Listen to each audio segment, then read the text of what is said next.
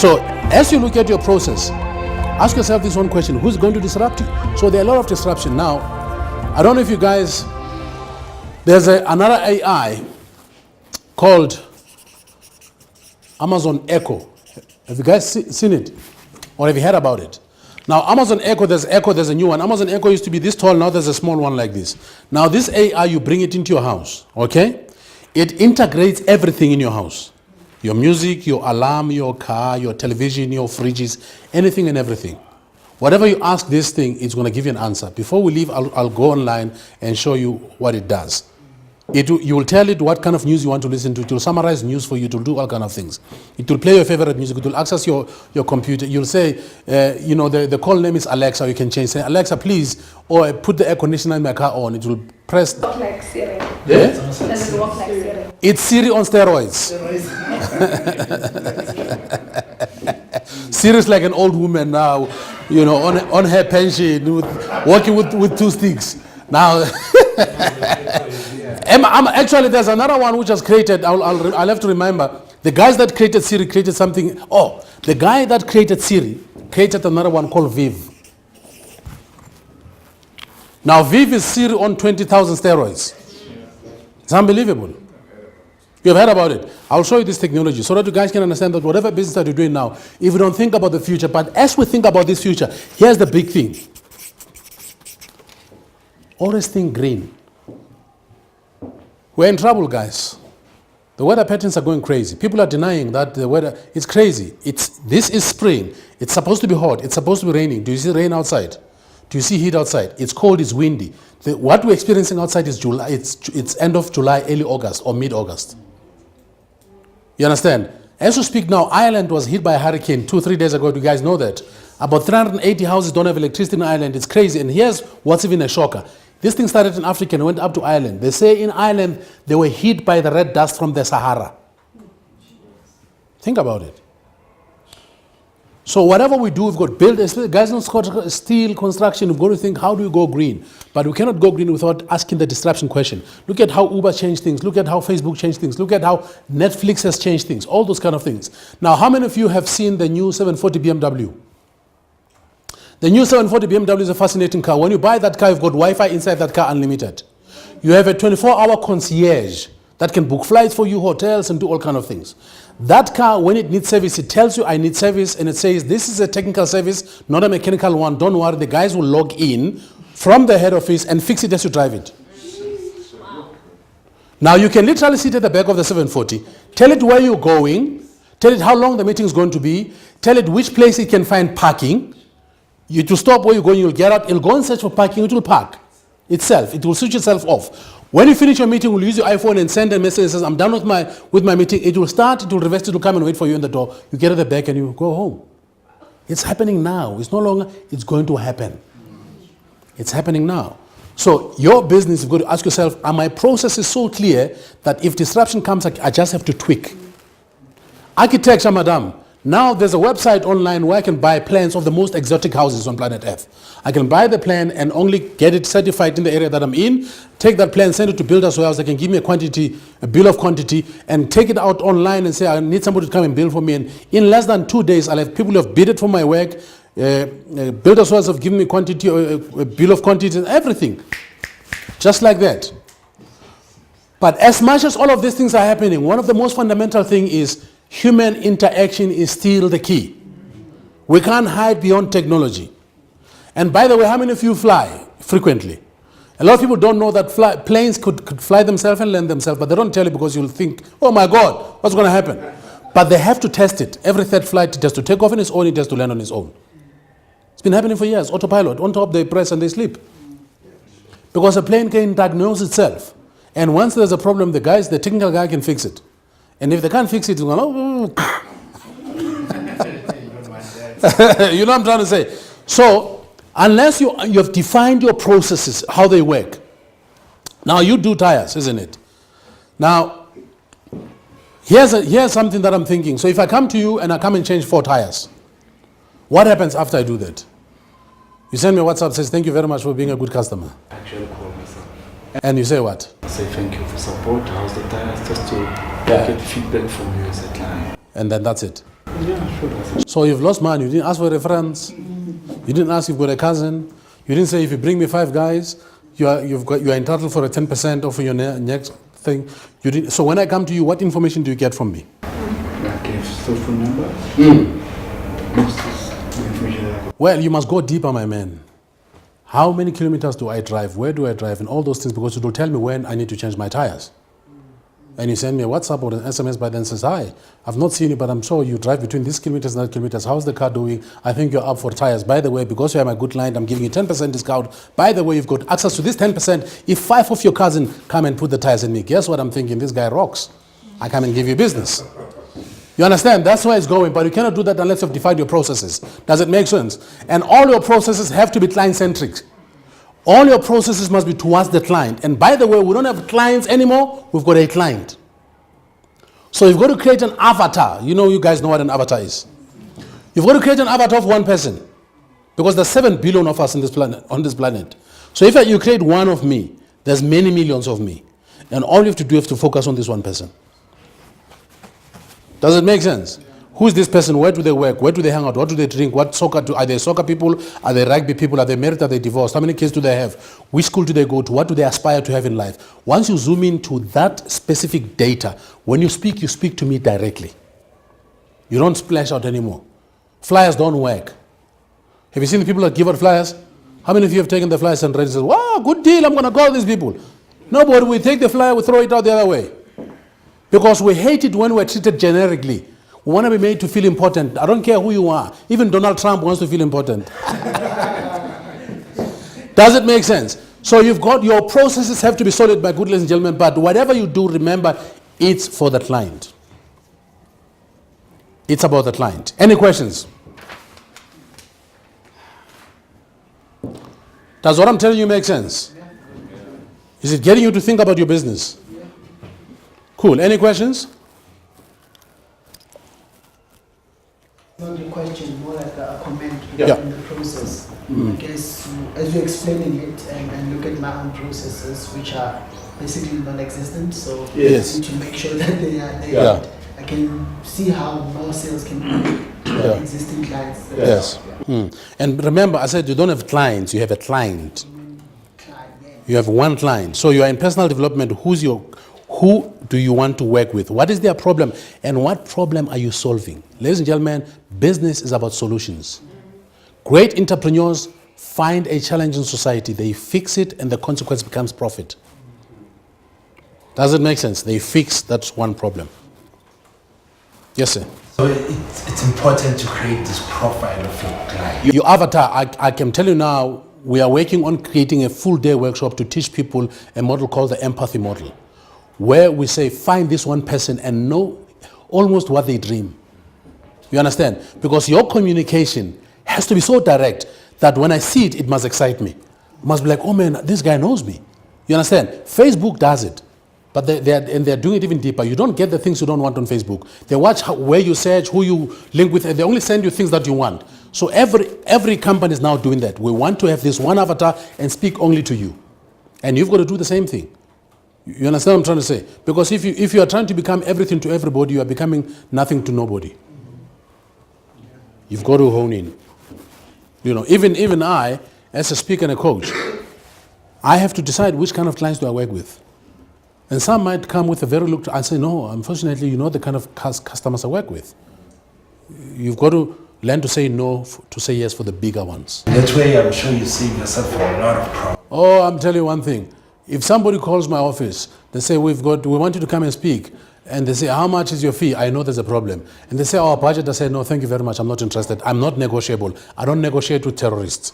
I'm like America. America does not negotiate with terrorists. Anybody that wants me to discount and they cannot go to Woolworths where they buy all the time and tell Woolworths to discount, they don't respect me. I don't want to do business with people who don't respect me. All right? However, in some instances, you do a very beautiful thing called trade exchange. Okay? People say they don't have money. I say, what do you have? You'll be surprised. Human beings are very, very fascinating species. They'll give me more in value than they would have given me in money. Just because it's money, this thing about money. But no, we can't give you money, but we've got this and this. I says, fine, give me this and this and this. By the time we calculate, I've got more value from them. Okay. And one of the things that I'm doing to disrupt myself in my industry is in the second quarter of next year, I'm going to be online and we're going to do a campaign where I'm going to be speaking and coaching for free, but for a certain number of customers that have a certain number of people, so that have my right avatar. Because I'm going to not be selling my keynotes, but I'm going to be farming the organization. Okay? So I want to work with organizations from so many people upwards, this age, this caliber, going through these kind of things. I'm going to say to them, what is your challenge? I'll help you fix your challenge. I'm not going to charge you anything, but I'm going to create a journey for your people to be transformed, and it's going to cost you this much per person for the next 6 months, for the next 12 months. You know, if I say to a company that's got 10,000 people, all I want is 550 per person per month. That's all. They think, oh, that's nothing. Multiply that. You understand? So you've got to consistently think about how you have to disrupt before you're disrupted. Because my industry is becoming disrupted all the time. And now a lot of baby boomers, the CEOs, the sales directors, the MDs, they are retiring. And these guys are smart. They're going to get into the speaking industry because they've got experience. Now, a guy who's been running a $3 billion business, $3 billion business, and me, they will hire the $3 billion guy. It's a fact of life. You know what I'm trying to say? I've been in the game longer than him, but this guy ran a $3 billion business. Do you think other CEOs want to listen to this guy or me? They want to listen to that dude. So I've got to prepare myself before this dude comes and take my meal. You know what I mean? So the same thing with your business. Somebody's coming after your business now. If you don't know who that person is, you're out of business. Does it make sense? Any questions on processes? Yes, ma'am. Okay, talking about clientele or how to sell the product or after sales. Because my distributors are buying from me, then they go sell. I'm not too sure if it would be advisable for me to give them training on how to. Oh yes, you've got to, because remember, they are taking your brand. What guarantees do you have that they don't even dilute your brand? That they don't take your brand and cut and decant it? You know what it is to decant? Yeah. Yes, you've got to. It's your brand. What is your brand's name? Muridelo. It's one name. It means mixing. Mixing, yeah, Muridelo. We know this man is a good coffee mixer. This man.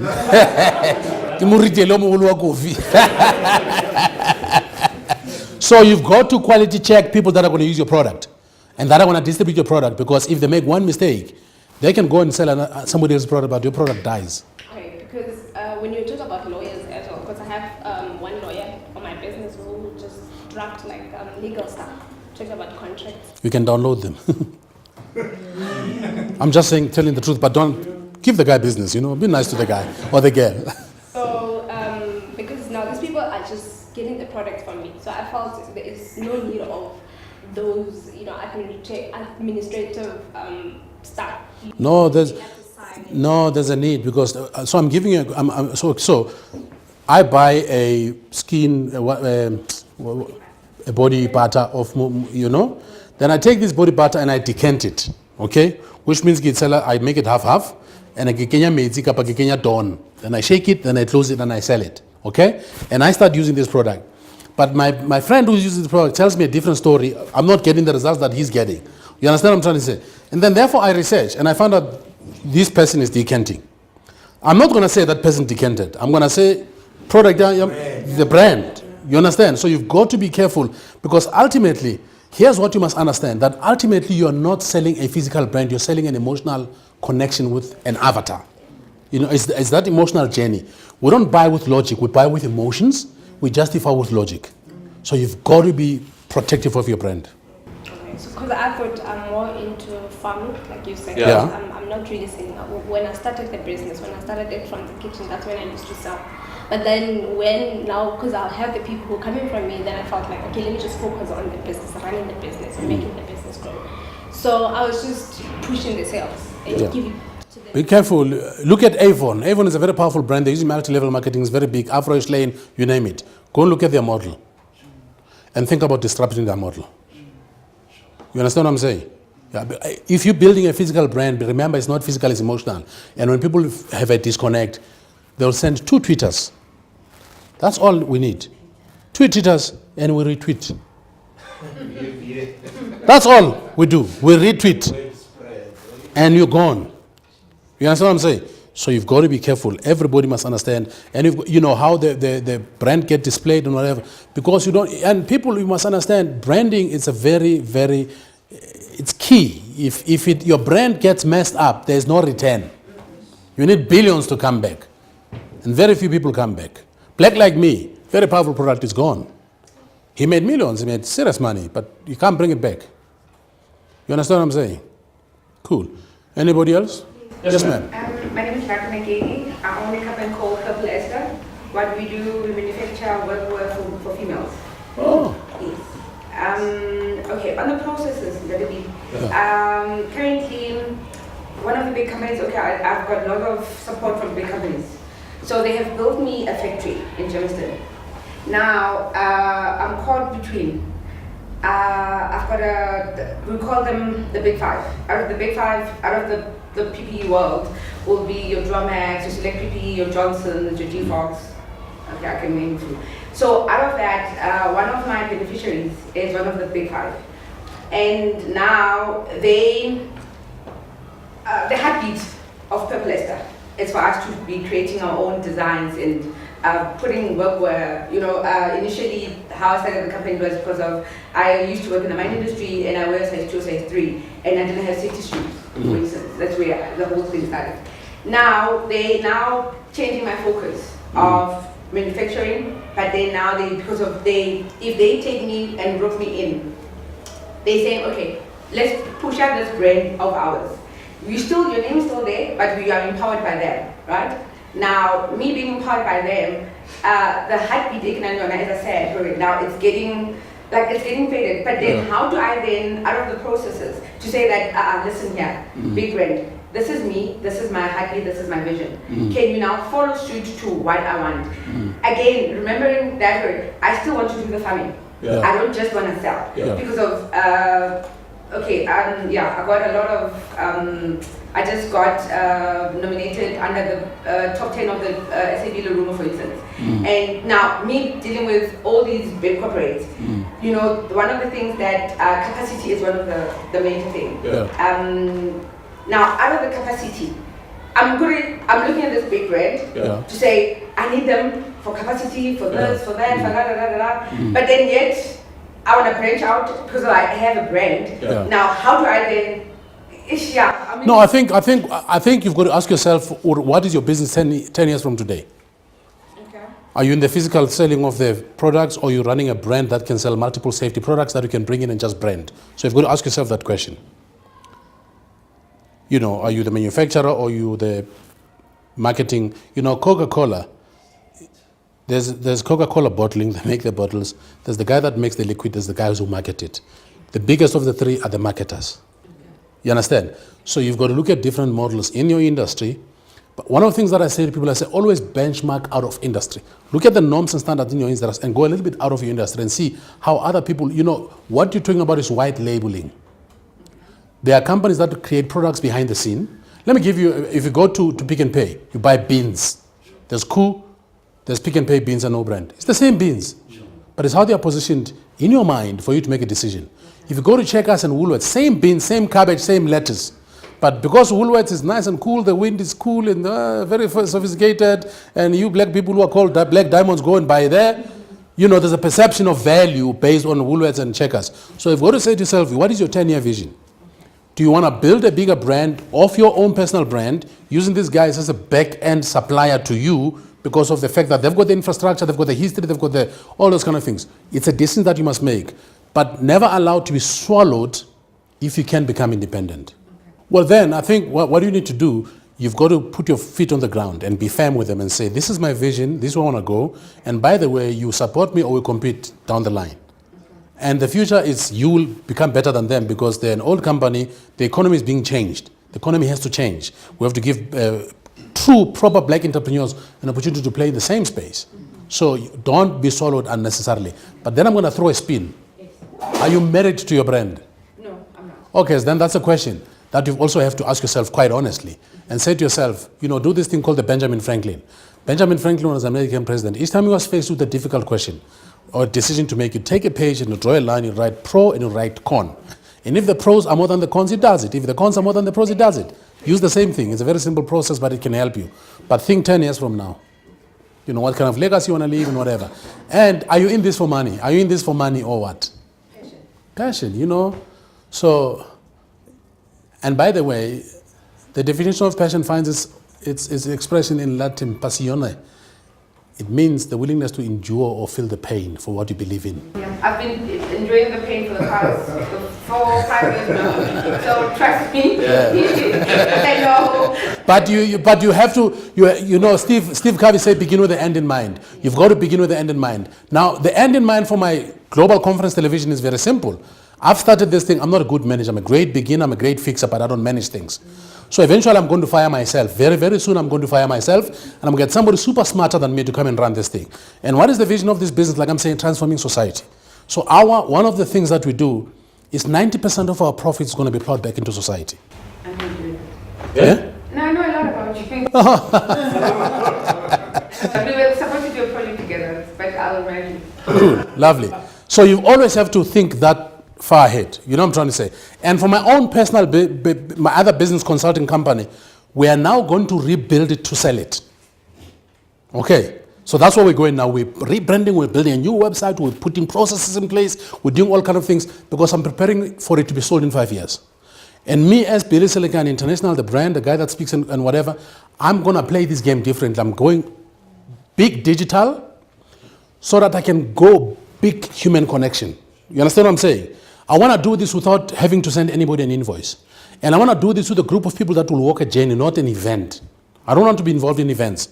I want to be involved in processes. We start today, we deal with this. So that's where I'm going. So I have my end in mind. All of you must have your end in mind. And some of your business will be good to sell. Hey, sell the business, go to the Caribbean and have a bit of fun, you know? Life is too short to be... I don't think we're born to work every day, quite honestly. But we shouldn't be lazy. We should build and then enjoy after. Does it make sense? Beautiful question. We'll have a longer conversation. Anybody else on the processes? Does it make sense that you need to have your processes? And if you can't do them, find somebody who can do them. It's not difficult to do them.